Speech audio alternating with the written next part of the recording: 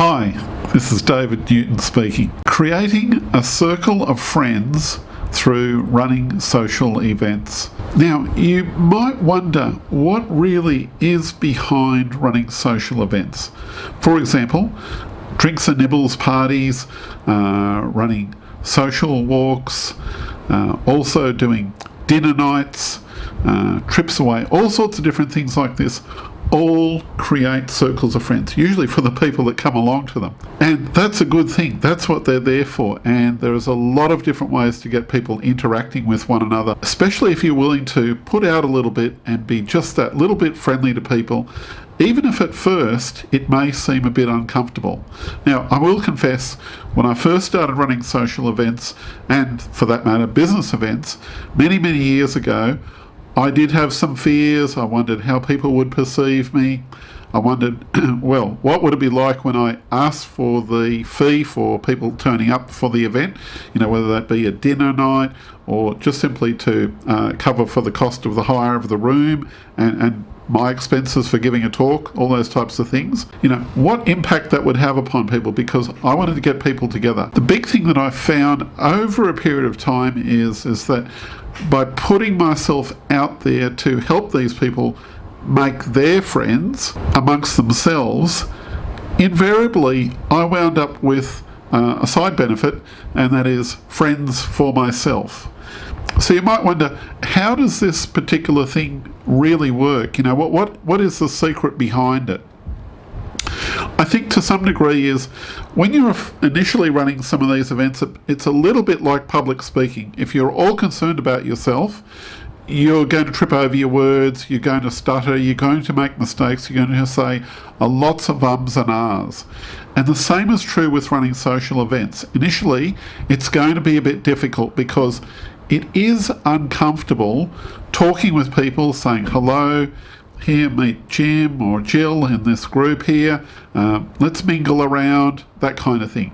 That initially is a bit uncomfortable, but once you get used to it over a period of time, it will become, as they say, second nature.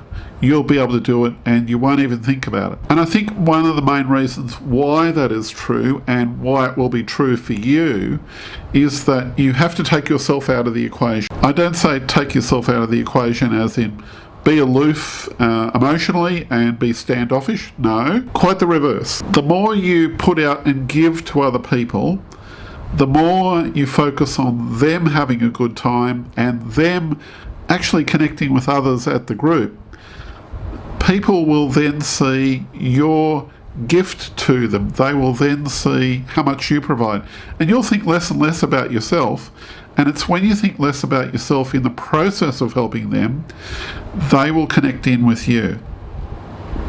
They see that authenticity, they see that smile, they see that caring nature, that willingness to go just a little bit extra for them in the evening's events, or maybe even walking some people out to their car afterwards, whatever the case might be. Those things actually do help enormously. And I think probably one of the other big things is, and this is one of the big secrets of running a social event, is that you tend to attract people, as I say, like calls to like. You tend to attract people that are a bit like yourself. And why is it that you would attract people like yourself? Well, in the process of running events, you're emitting your own value system, your own sense of purpose towards that crowd. Now, that's going to hit maybe not every person in the group, but it will hit quite a few people within the group. They will perceive, well, hey, this person's really got something. Maybe I should really listen to them and ask them what their needs are. Maybe I should buy them a drink. Maybe I should take them home after such a long. Maybe I should buy them dinner. They've done such a wonderful thing for this group here, and I feel like I've had a really good time. I want to contribute back, or I want to contribute back by bringing my friends. They'll feel that same sense of purpose that you have for them. They'll have that towards you. It's that mirror image of your values translating into being a part of their values. Now, no one has maybe, say, an exact mirror image, but over a period of time, you run 1, 2, 3, 4, 5, 10, 20, several hundreds of events, it's inevitable that you're going to create not only circles of friends for other people, but your own wider circle of friends. And it's amazing how many of these people stick to you over the years. In my particular case, sure, maybe some people have drifted in and out of my life from running events.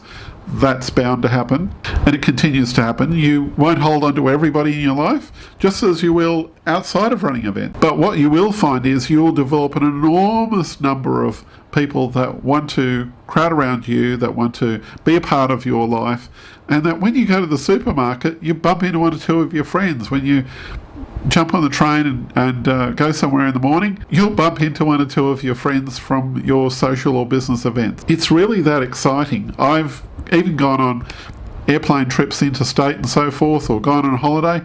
Lo and behold, what have I bumped into when I get the other end, or maybe even on the plane trip on the way getting there? Terrific, yeah, definitely. Some of my circle of friends that have come along to my events.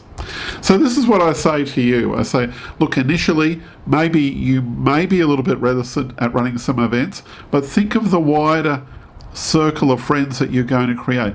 And that, to me, is the secret of why you should hold on being in running social events.